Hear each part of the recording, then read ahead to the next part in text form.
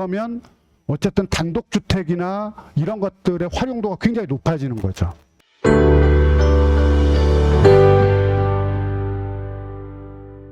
포리에 있는 임야거든요. 3,200평이고 지분이 나왔잖아요. 지분. 근데 3,220평이야. 3,000평에 3,000평.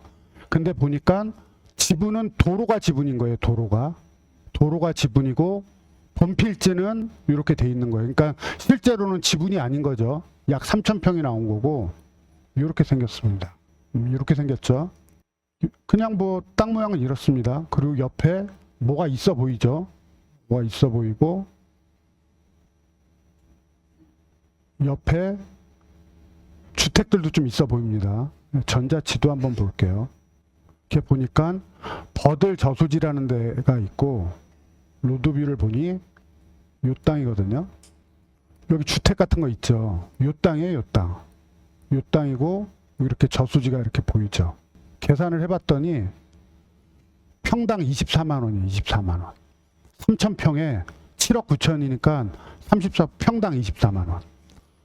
얘도 한번 제가 영상을 한번 찍어 놓은 거 한번 볼까요? 지금 요게 아까 버들 저수지고 땅이 요거였거든요. 요거 뒤에까지 3,000평.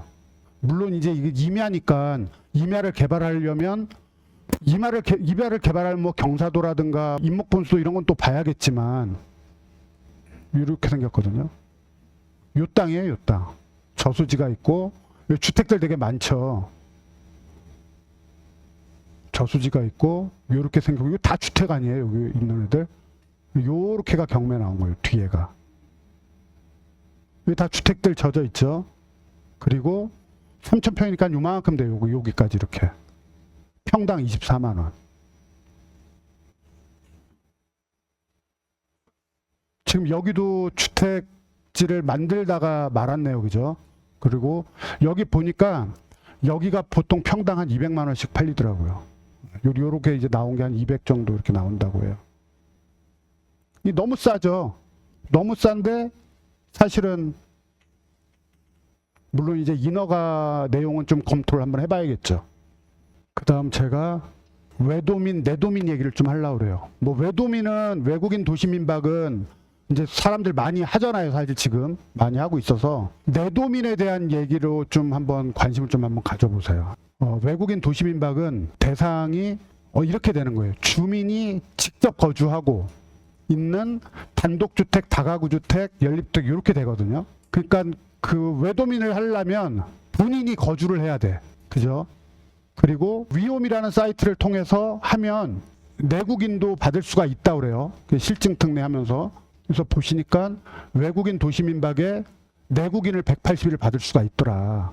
근데 이거를 좀 더 넓혔죠. 이번에 얼마 전에 넓혔어요. 22년도 관광진흥 기본계획에 이런 얘기가 나오거든요. 내국인 도시민박을 허용하겠다. 지금은 내국인 도시민박이 안 되는 거예요. 외국인만 가능하게 돼 있고 내국인을 받으려면 아까 그런 위홈이라는 걸 통해서 180일을 받게 돼 있는 거예요. 근데 이렇게 이제 추진 일정이 이렇게 나왔거든요.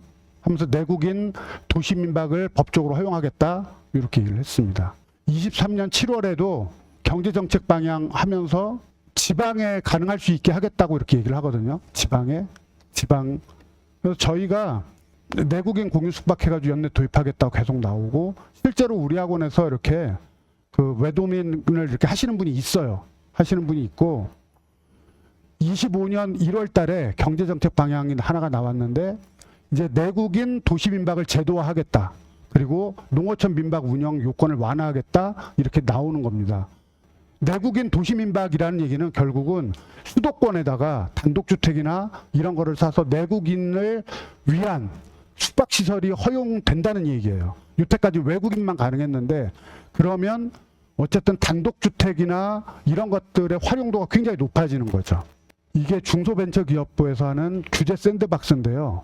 여기를 통하면 여태까지 그 외도민 같은 경우도 180일 받을 수 있다고 그랬잖아요. 근데 아까 그 요 규제 샌드박스라고 해가지고 요거를 내국인 도시민박 첫 허용하겠다고 그래가지고 24년 10월 18일 날 총 15개를 승인을 했어요. 15개. 24년 12월 26일 날 내국인 도시민박으로 해서 하겠다, 도입하겠다 나오죠. 여기에 보시면 내국인 도시민박 도입으로 다양한 형태의 지역 숙박시설을 확충한다. 뭐 이렇게 돼 있죠. 이거는 독채 영업을 허용하겠다고 얘기를 해요.